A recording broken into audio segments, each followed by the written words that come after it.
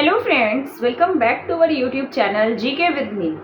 तो I no ये video मैं बहुत दिन के बाद बना रही हूँ। मैं हर बार यही बोलती हूँ आपको, जब भी वीडियो बनाती हूँ तो आप मेरे चैनल को मिस करते होंगे, आप ऐसे कमेंट करते हैं तो मुझे अच्छा लगता है, और जब मैं वीडियो बनाती हूँ तो मुझे और भी खुशी होती है।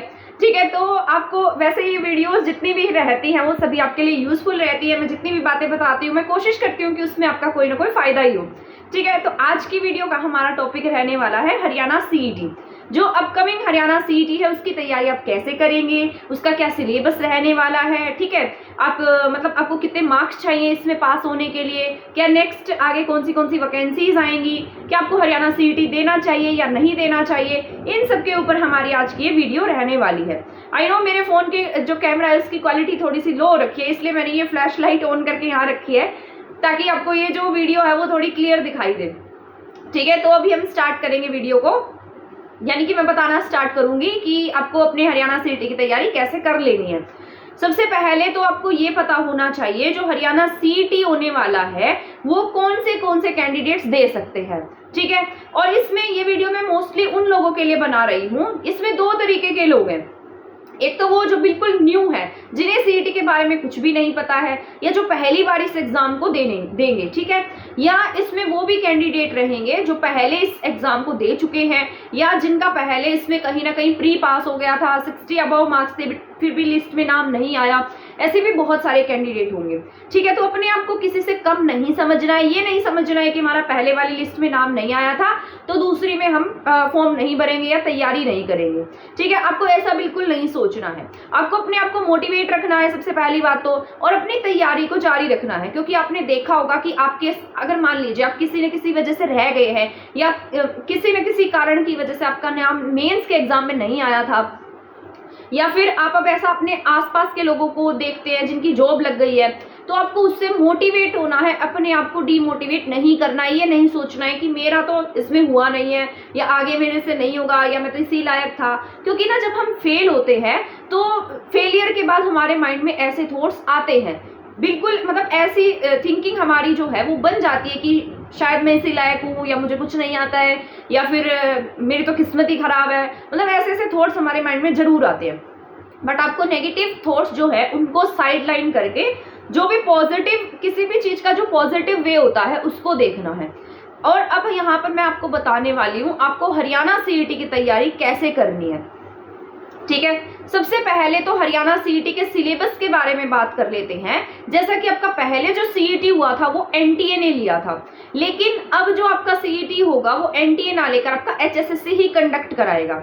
जहां तक भी सुनने में आ रहा है उतने चांसेस यही है कि आपके एचएसएससी के द्वारा ही आपका न्यू सीईटी कंडक्ट कराया जाएगा। तो एनटीए ने जो एग्जाम लिया था उसमें आपने देखा होगा कि सिलेबस में जैसे 25 मार्क्स की आपकी हरियाणा जीके आई थी, 15 मार्क्स की आपकी शायद जीके थी, 10 मार्क्स की हिंदी थी, 10 मार्क्स की इंग्लिश थी, और करंट अफेयर्स देखने को मिला था। ठीक है, रीजनिंग थी 15 मार्क्स की, 15 मार्क्स का मैथ्स था। तो बहुत सारे जो कैंडिडेट थे, क्योंकि हमारे हरियाणा में जो बच्चे हैं वो थोड़े इंग्लिश की तैयारी जो वो थोड़ी कम करते हैं, और एग्जाम में 15 मार्क्स की इंग्लिश थी, आई थिंक 15 मार्क्स की इंग्लिश थी, 10 से 15 मार्क्स के बीच में इंग्लिश देखने को मिली थी, जिसकी वजह से बहुत सारे बच्चे जो हैं उनके मार्क्स कम बैठे थे। ठीक है, तो इस बार क्या पैटर्न रह सकता है उसके बारे में बात करेंगे। अगर हम इस बार की बात करते हैं तो आपका पैटर्न जैसे एचएसएससी आपके एग्जाम्स लेती है उस तरीके का रह सकता है। मतलब कुछ भी ऐसा डिफाइन नहीं होता है कितने मार्क्स में ये रहेगा, इतने मार्क्स में ये रहेगा। जैसा कि आपको देखने को मिलता है हरियाणा के एग्जाम में जीके और जीएस जो है वो ज्यादा पूछे जाते हैं, उन पर फोकस्ड रहते हैं। सबसे पहले तो अगर मैं आपको बताऊं, अब आपके माइंड में ये भी आ रहा होगा कि हम क्या पढ़े, है ना। हर किसी के जब भी हम किसी पेपर की तैयारी करते हैं तो जब हम न्यू होते हैं तो हमारे माइंड में ऐसे थॉट्स आते हैं कि हमें शुरुआत कहाँ से करनी चाहिए। तो यहाँ पर अगर हम एचएसएससी की बात करते हैं, अभी तो वैसे भी डिफाइंड सिलेबस आपका नहीं आया है। जब तक आपका डिफाइंड सिलेबस नहीं आता है तब तक आप ये आइडिया लगाकर चल सकते हैं कि आपका एग्जाम जो है जैसे एचएसएससी एग्जाम्स कंडक्ट कराती थी उस तरीके से आपके एग्जाम कंडक्ट कराए जाएंगे, जिसमें आपके 25 मार्क्स की हरियाणा जीके रहेगी। 25 मार्क्स की हरियाणा जी की, चाहे आपकी एनटीए एग्जाम कंडक्ट कराए, चाहे आपका एचएसएससी एग्जाम कंडक्ट कराए, हरियाणा जी के आपके एग्जाम में 25 मार्क्स की रहती है। इसके बाद आपको बहुत सारी जीके देखने को मिलती है जो मिक्स्ड होती है, जिसमें साइंस भी होती है, जिसमें हिस्ट्री भी होती है, जिसमें पॉलिटी भी होता है, जिसमें करंट अफेयर्स भी होता है, जिसमें ज्योग्राफी भी होती है। तो ये सारा मिक्सड अप रहता है। आपके एग्जाम में 7 से 8 मार्क्स की हिंदी रहती है, 7 से 8 मार्क्स की इंग्लिश रहती है, 7 से 8 मार्क्स का मैथ, 7 से 8 मार्क्स की रीजनिंग, ठीक है। इस तरीके के क्वेश्चंस आपके मिक्स टाइप का आपका क्वेश्चन पेपर रहता है। लेकिन अगर मैं अब की बात करूं कि अब आप क्या तैयारी कर सकते हैं, मतलब ये तो सब मिक्सअप हो गया, अभी हमें पता नहीं क्या कितने मार्क्स का आएगा। तो सबसे पहले अगर मैं बताऊं, आप सबसे पहले अपनी हरियाणा जीके की तैयारी कर सकते हैं, क्योंकि आपको पता है आपके एग्जाम में 25 मार्क्स की हरियाणा जीके रहेगी ही रहेगी, चाहे आपके सिलेबस में कुछ दिया हो, मतलब अभी डिफाइन तरीके से आया हो या डिफाइन तरीके से ना आया हो, चाहे आपका एग्जाम एनटीए कंडक्ट कराए, चाहे आपका एग्जाम एचएसएससी कंडक्ट कराए, तो 25 मार्क्स की हरियाणा जीके कंफर्म आपके एग्जाम में देखने को मिलेगी। तो सबसे पहले आपको क्या करना है, आपको हरियाणा जीके की पूरी और बहुत अच्छे तरीके से प्रिपरेशन कर लेनी है। जब तक आपका सिलेबस नहीं आता है, हरियाणा जीके आपको हाथों पर याद होनी चाहिए। आपको हरियाणा की हर डिस्ट्रिक्ट के बारे में पता होना चाहिए। आप हरियाणा जीके की तैयारी हरियाणा के जिलों से कर सकते हैं, और स्टार्टिंग आप इस तरीके से कर सकते हैं। शुरुआत में जब हरियाणा का गठन हुआ था तो हरियाणा में 7 जिले थे घर जेके में, ठीक है। वो मैं पढ़ाती भी उस तरीके से ट्रिक्स के साथ में पढ़ाती हूँ। तो घर जेके में ये 7 जिले जो हैं, सबसे पहले आप इनके बारे में पढ़िए। 1966 के बाद 1972, 73, 75, 79, ठीक है, इस तरीके से जब जिलों का गठन किया गया तो उसी तरीके से सीरीज वाइज उनको पढ़ते जाइए। इससे क्या होगा, एक आपके माइंड में मतलब सभी डिस्ट्रिक्ट जो है वो अरेंज होती जाएगी, आप उन्हें भूलेंगे नहीं। आपको ये याद रहेगा कि किस डिस्ट्रिक्ट के बाद कौन से डिस्ट्रिक्ट का गठन हुआ और मैंने कौन सी डिस्ट्रिक्ट पढ़ ली है, ठीक है। उनका एरिया, उनका सेक्स रेशियो, उनका जो डेंसिटी है वो वहां पर क्या फेमस है, ठीक है, किसकी सीमा किसके साथ लगती है, कितने राज्यों के साथ सीमा लगती है, बाहर कितने राज्यों के साथ कोई जिला सीमा साझा करता है, इस तरीके से आपको पढ़ना है। हरियाणा का कौन सा जिला, मतलब कौन सा ऐसा जिला है जो अपने ही 7 डिस्ट्रिक्ट्स के साथ में सीमा साझा करता है, या बाहर किसी भी राज्य के साथ सीमा नहीं बनाता है, या बाहर सबसे ज्यादा सीमा बनाता है। तो इस तरीके से आपको एक एक क्वेश्चन जो है वो पता होना चाहिए, ठीक है। तो सबसे पहले आप 22 जिले करेंगे, और 22 जिले का टारगेट रख सकते हैं आप। जैसे मैंने एस्टेट की प्रिपरेशन कराई थी तो मैंने टारगेट रखा था 11 दिन 22 जिले। एक दिन में मैंने 2 डिस्ट्रिक्ट्स कराई थी, और वो मेरे चैनल पर भी है, अगर किसी का मन करे तो आप देख सकते हैं। बाकी आपके साथ कोई जबरदस्ती नहीं है, जहां से भी आपका पढ़ने का मन करता है, जहां से भी आपको अच्छे से समझ में आता है, आप वहां से अपनी तैयारी कर सकते हैं, ठीक है। तो हरियाणा जीके में सबसे पहले आप 22 डिस्ट्रिक्ट्स पढ़ेंगे। उसके बाद आप क्या करेंगे, एक कंप्लीट हरियाणा की हिस्ट्री पढ़ेंगे, ठीक है। ये भी मैंने सारा कराया हुआ है, मैंने इस तरीके से ऐसे मिक्सड अप करके नहीं करा रखा है, बहुत अरेंज्ड वे में करा रखा है, मतलब बहुत सिस्टमेटिक वे में कराया हुआ है। जैसे हरियाणा की पूरी हिस्ट्री मैंने एक क्लास में खत्म करा रखी है। हरियाणा की पूरी पॉलिटी पढ़ सकते हैं आप, हरियाणा की पूरी ज्योग्राफी पढ़ सकते हैं, हरियाणा का पूरा एग्रीकल्चर पढ़ सकते हैं, ठीक है, हरियाणा का पूरा आर्ट एंड कल्चर पढ़ सकते हैं। तो इस तरीके से आपको पूरा मतलब जो भी है सिस्टमेटिक वे में ऐसे हमारे माइंड में भी सेट होता जाएगा वो। तो सबसे पहले 22 डिस्ट्रिक्ट पढ़ेंगे। 22 डिस्ट्रिक्ट के बाद आप क्या पढ़ेंगे, हरियाणा की हिस्ट्री पढ़ सकते हैं, हरियाणा की पॉलिटी पढ़ सकते हैं, ज्योग्राफी पढ़ सकते हैं, आर्ट एंड कल्चर पढ़ सकते हैं। तो इनको आप ऐसे मतलब जो है वो कंप्लीट करते जाइएगा। इससे क्या होगा, आपके माइंड में जो हरियाणा जीके है वो अच्छे से याद होती जाएगी। और अगर आपको मतलब अच्छे से और भी अच्छे से बेहतर तरीके से करनी है तो मैप के थ्रू अपनी हरियाणा जीके को आप स्ट्रॉन्ग कर सकते हैं, ठीक है। तो ऐसे क्या होगा, आपकी हरियाणा जीके जो है वो मोस्ट ऑफ कवर हो जाएगी।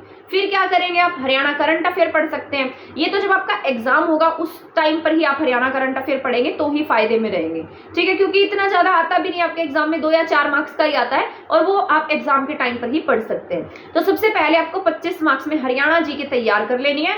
इतनी पढ़ने के बाद आप क्या करेंगे, जितने भी एचएसएससी के पहले एग्जाम हुए हैं उन एग्जाम पेपर को उठाएंगे, और वो जो उनमें जो भी हरियाणा जीके आई होगी उनको बिल्कुल अच्छे तरीके से करते जाएंगे। उनको सॉल्व करना है आपको, ठीक है। कौन सा क्वेश्चन आया, आपने कौन सा क्वेश्चन में क्या सीखा, या इसका आंसर गलत हुआ तो क्यों हुआ।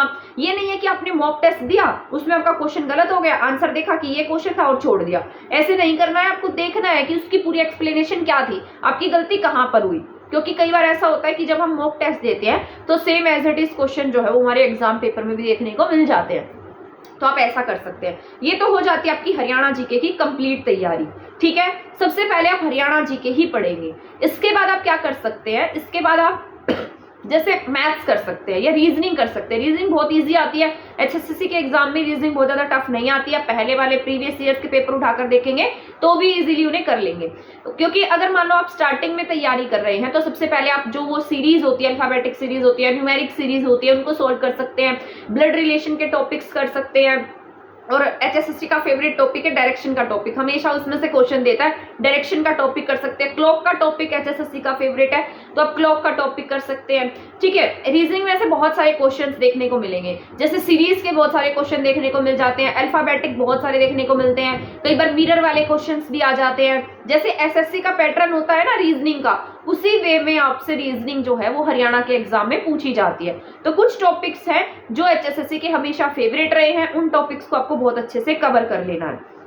जो भी टॉपिक्स मैंने आपको बताए हैं आप उनको बहुत अच्छे से कर सकते हैं। ठीक है, 7-8 मार्क्स की रहती है, कहीं से प्रैक्टिस करेंगे इजीली आपके, अगर मान लो 8 मार्क्स की भी आती है तो 5 क्वेश्चन तो आपके बिल्कुल करेक्ट होते ही होते हैं। इसके बाद अगर मैं मैथ्स की बात कर लेती हूँ, तो मैथ्स में जैसे CISI का टॉपिक है वो HSSC का फेवरेट रहता है। CISI को आप हाथों पर कर लीजिएगा क्योंकि बहुत इंपॉर्टेंट है और बहुत ज्यादा टफ क्वेश्चन भी नहीं आते, बट आते हर बार। ये जो HSSC है CISI में से क्वेश्चन पूछता ही पूछता है। इसमें से करेंगे प्रॉफिट लॉस में से भी क्वेश्चन होता है, ठीक है, एवरेज में से क्वेश्चन होते हैं, परसेंटेज में से। इसके बाद अब तो देखो मैं मैथ्स के टॉपिक्स भी भूल चुकी हूँ, मतलब अभी काफी टाइम से मैं पढ़ नहीं रही ना मैथ्स, तो इसीलिए मैथ्स का वैसे भी मुझे बहुत ज्यादा खौफ रहता था।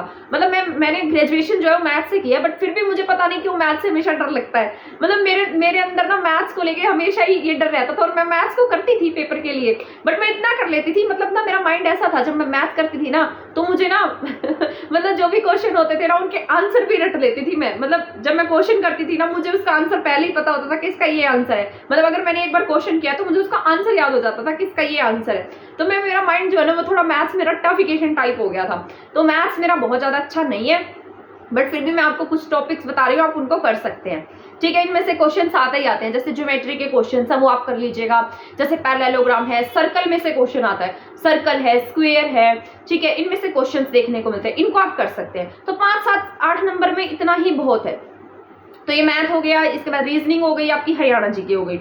अब मैं बताती हूँ इंग्लिश के बारे में। इंग्लिश बहुत ज्यादा टफ नहीं देता है, जैसे बहुत इजी इंग्लिश होती है, बस हम ऐसे ही डर जाते हैं, ठीक है, कि पता नहीं क्या आ गया, ये पता नहीं मैं इसको कैसे करूंगा। बहुत इजी होते हैं जो हम 10th तक पढ़ते हैं ना, active passive voice, narrations, idem phrases, ठीक है, आर्टिकल्स, और इसके साथ साथ जैसे एडवर्ब है, एडजेक्टिव है, जिरंड है, पार्टिसिपल है, इस तरीके के क्वेश्चन पूछते हैं। देखो कितने इजी से क्वेश्चन होते हैं, और इसको लेकर आपको हवा नहीं बनाना, डरना नहीं है। अगर आपको अपनी तैयारी करनी है इंग्लिश की तो आप क्या करेंगे, बिल्कुल जो बेसिक बुक होती है, मैं बहुत फास्ट बोल रही हूँ शायद आज, है ना, तो मतलब जो आपकी बेसिक बुक्स होती है ना, जो आप 10th तक जो बच्चों को मिलती हैं, यानी कि 10th तक जो हम पढ़ते हैं उनको आप कर सकते हैं। उनकी जो गाइड्स होते हैं उनमें जो ग्रामर दी गई होती है, उनकी एक्सरसाइज को आप सॉल्व कर सकते हैं, तो बहुत इजी रहती है। इसके साथ साथ आप और टेंस में से तो जरूर आता है क्वेश्चन, टेंस भी अच्छे से कर लीजिएगा। ठीक है, तो आपको यही करना है, एक्टिव पैसिव वॉइस कर लेना, नरेशन कर लेना, टेंस कर लेना, एडवर्ब, एडजेक्टिव, नाउन, प्रोनाउन, ये सब कर लेना। ठीक है, आइडम फ्रेजेस, एंटोनिम्स, सिनोनिम्स, इतना भी करेंगे तो भी सफिशिएंट रहेगा, बस करना आपको अच्छे से है। इसके बाद हिंदी की बात कर लेते हैं, तो हिंदी में संधि आ जाती है, समास आ जाते हैं, ठीक है, संधि तो हमेशा ही पूछी जाती है, 2-3 क्वेश्चन होते हैं, समास होते हैं, अलंकार देखने को मिलते हैं, पर्यायवाची शब्द हो गए, विलोम शब्द है, वो कई बार तो गिनती वाले क्वेश्चन भी पूछ लेता है। बताओ, ऐसे लिखकर पूछेगा 59 को 59, 75, 75, इसमें से बताओ कौन सा मैच करो। बहुत इजी क्वेश्चन आ जाते हैं कई बार तो उस तरीके के हिंदी के क्वेश्चन देखने को मिलते हैं जो बहुत ही इजी वे में दिए गए होते हैं, उसको आप बहुत इजीली अटेम्प्ट कर सकते हैं। इसके बाद अगर मैं पॉलिटी, हिस्ट्री, ज्योग्राफी, इन सब की बात करती हूँ तो ये आपको अच्छे से करनी पड़ेगी, क्योंकि एक बहुत वाइड सिलेबस होता है, कहीं से भी कुछ भी पूछा जा सकता है। क्योंकि मैं जब प्रिपेयर करती थी तो मैं अपने HCS और इन UPSC एग्जाम्स के लिए प्रिपरेशन करती थी, और मैंने NCERT की बुक्स बहुत अच्छे से रीड की हुई थी। तो आप क्या करेंगे, क्योंकि जो GK GS होता है ना उसमें बहुत कम लोगों को इंटरेस्ट होता है, और ये होता भी बहुत वाइड सिलेबस है, बट आपको इसको करना भी जरूरी होता है, क्योंकि HSSC जो है वो इन क्वेश्चंस को ज्यादा एग्जाम में देती है। तो आप क्या करेंगे, NCERT रीड कर सकते हैं, इसके साथ साथ ल्यूसेंट की बुक जो है उसको रीड कर सकते हैं। बाकी मैंने चैनल पर भी ऑलरेडी बहुत सारा करवा रखा है, मैंने पॉलिटी कंप्लीट अपने चैनल पे कराई हुई है, हिस्ट्री कंप्लीट करा रखी है, ज्योग्राफी के कुछ टॉपिक्स करवा रखे हैं, इकोनॉमिक्स के कुछ टॉपिक्स करवा रखे हैं, और EVS भी आपके एग्जाम में देखने को मिलेगा। ठीक है, EVS के बारे में भी सुन लो, शायद आपके एग्जाम में अभी तक जितने भी एग्जाम हुए ना उनमें EVS को इन्होंने दिया है, तो आप EVS की भी प्रिपरेशन कर सकते हैं, बट इसको सेकेंडरी रखिएगा। अभी आप EVS मत पढ़िएगा जब तक आपका सिलेबस नहीं आता है। अब अभी तक आप जितने टॉपिक्स मैंने आपको बताया, जितना सिलेबस मैंने आपको बताया है, सिर्फ उतना ही पढ़ सकते हैं। ठीक है, कई लोगों को तो ऐसा लग रहा होगा कि मैं तो ऐसे ही बोले जा रही हूँ, बट ये आपके लिए बहुत यूजफुल है। ये जितने भी टॉपिक्स मैंने आपको बताए हैं ये हर बार HSSC ने पूछे हैं, और ये मैं अपने एक्सपीरियंस के बेस पर ही आपको बता रही हूँ। मैंने भी HSSC CET का एग्जाम दिया था, बट प्री में मेरे बहुत मतलब ज्यादा मार्क्स नहीं आए थे, 65 मार्क्स थे प्री में। उसके बाद मैंने CET मेंस में मेरा नाम आया था, तो मेंस दिया था मैंने, उसमें मेरे 85 प्लस मार्क्स थे। अगर वो पेपर कैंसिल नहीं होता तो आज मुझे CET में भी कोई ना कोई पोस्ट जरूर मिली होती, बट वो पेपर कैंसिल हो गया, और उसके कैंसिल होने के साथ साथ मुझे TGT में जॉब मिल गई। तो मैंने बाद में जो एग्जाम हुए उसके बारे में देखा ही नहीं कि मेरा नाम आया भी या नहीं आया, चाहे वो आए ना आए, मुझे उस चीज से कोई फर्क भी नहीं पड़ना था, क्योंकि मुझे जो जॉब चाहिए थी वो मुझे मिल गई। ठीक है, तो आप भी क्या करेंगे, इसी तरीके से अपनी प्रिपरेशन को करते रहेंगे, और ये जितने टॉपिक्स मैंने आपको बताए, जितना सिलेबस मैंने आपको बताया है वो सारा करेंगे। अगर आपको नोट्स चाहिए है ना, तो आप हमारा टेलीग्राम चैनल ज्वाइन कर सकते हैं, और मैं ना कमेंट सेक्शन में नंबर पिन कर दूंगी, उस नंबर पे आप मुझे मैसेज करेंगे तो आपको नोट्स मिल जाएंगे। ठीक है, तो मैं ये जो हरियाणा जीके के नोट्स हैं वो आपको प्रोवाइड करा दूंगी, बट नोट्स जो है वो हमारे पेड रहते हैं, क्योंकि मुझे इतने रुपए में, 50 रुपए में, 51 रुपए में तो मेरा कुछ बनने वाला नहीं है। बट एक ही होता है कि अगर हमने किसी चीज पर पैसा लगाकर अगर उस चीज को खरीदा है तो हमारा उसको पढ़ने का मन भी करेगा। अगर हमें कोई चीज फ्री में मिल जाती है तो अब हम उसकी वैल्यू भी नहीं करते हैं। आप क्या करेंगे, मान लो मैंने आपको PDF दे दी, वो आपके फोन में एज इट इज पड़ी रहेंगी, है ना, होता है ना ऐसा। और अगर आपने मान लो उसके ऊपर कुछ अमाउंट लगा रखी है, तो आप क्या सोचेंगे कि नहीं मुझे इसको पढ़ना है, मैंने इसको खरीदा था। तो ये हमारी साइकोलॉजी हो जाती है, इसीलिए मैंने इसको पेड किया हुआ है, ताकि आप क्या करें, अपनी जो पढ़ाई है, अपनी जो भी बुक्स हैं, जो भी कंटेंट है उसकी वैल्यू करें। ये नहीं है कि बस लेकर रख लिया, क्योंकि मैंने भी उसे बहुत मेहनत से बनाया है, और मैं चाहती हूँ कि उस मेहनत की आप वैल्यू करें, आप भी उसे मेहनत से पढ़े, आप भी अच्छे से जॉब लगे। ठीक है, तो आप क्या करेंगे, आपका मन करे तो आप ले सकते हैं, अदरवाइज वीडियोस बहुत सारी हैं, आप उन वीडियोस से भी अपनी प्रिपरेशन कर सकते हैं, अपने उन वीडियोस को देखकर खुद के नोट्स बना सकते हैं। खुद के नोट्स बनाना तो सबसे बेस्ट होता है, बजाय कि दूसरों के नोट्स से पढ़ना। ठीक है, तो अगर किसी का मन करे तो खुद से लिख कर भी अपने नोट्स बना सकता है। मैं जितने टाइम मैं पढ़ती थी ना, उतने टाइम मैं लिख कर अपने नोट्स बनाती थी। मतलब मेरा माइंड ऐसा था, मुझे कोई भी चीज जो है वो बहुत जल्दी याद नहीं होती थी, और मैं बहुत ज़्यादा इंटेलिजेंट भी नहीं थी। मैं ये भी नहीं कहती कि मैं बहुत इंटेलिजेंट थी, ठीक है, मैं बहुत एवरेज सी बच्ची थी। और मैं क्या करती, मुझे अगर कुछ याद नहीं होता था, मैं उसको 2 बार, 3 बार, 4 बार, 5 बार लिख कर देखती थी। मैं जितनी बार पढ़ती उतनी बार लिख के देखती थी, तो उससे क्या हुआ, मुझे वो चीज़ें याद रहने लगी। फिर मैं आपको यूट्यूब पर पढ़ाने लगी, पढ़ाने से मुझे और याद रहने लगा। अदरवाइज मैंने अगर आज कुछ पढ़ा है तो मैं कल उसे बिल्कुल भूल जाती थी, साफ हो जाता था दिमाग से, और फिर सब मजाक भी बनाते थे, क्या ही पढ़ा है तुझे, क्या ही पढ़ा है, इतना ही पढ़ती है। फिर मैंने क्या किया, पढ़ाना शुरू कर दिया। पढ़ाने से क्या होता है, हमें ज्यादा अच्छे से और ज्यादा टाइम तक याद रहता है। तो आप भी क्या कर सकते हैं, आप अपने आसपास के लोगों को पढ़ा भी सकते हैं, अगर आप पढ़ रहे हैं तो उससे ज्यादा याद रहेगा। बस मुझे याद नहीं रहता था, इसीलिए मैंने ये सब पढ़ाना भी स्टार्ट किया था। तो आप भी पढ़ा सकते हैं। आई नो वीडियो ज्यादा लेंथी हो गई, आप बोर हो गए होगे, बट आपके लिए यूजफुल रही होगी। ठीक है, तो जितनी भी टर्म्स और जितने भी सिलेबस और जितनी भी स्ट्रेटेजी मैंने आपको बताई है वो आपके लिए यूजफुल रही होगी। अब अगर हम बात करते हैं एग्जाम की, एग्जाम कब तक होगा, तो बोल रहे हैं दिसंबर तक, बट दिसंबर के लास्ट में आपको देखने को मिल सकता है, बट चांसेस बहुत कम है। या आपको जनवरी में भी एग्जाम देखने को मिल सकता है, बट आप अपनी प्रिपरेशन इसी तरीके से करिएगा कि आपका जनवरी दिसंबर में एग्जाम हो जाएगा। ठीक है, इस तरीके से अपनी प्रिपरेशन करते रहिएगा। और आपको चाहे आप पहले रह गए थे या फिर आप नई तैयारी कर रहे हैं, दोनों के लिए इंपॉर्टेंट है, दोनों ही तरीके से आप इस वीडियो को देख सकते हैं। तो मिलेंगे नेक्स्ट वीडियो में नेक्स्ट कंटेंट के साथ। तब तक चैनल के साथ बने रहिए। चैनल को सब्सक्राइब नहीं किया तो सब्सक्राइब कर दे, वीडियो को शेयर नहीं किया तो आप इसे शेयर भी कर सकते हैं। तब तक के लिए थैंक यू, धन्यवाद।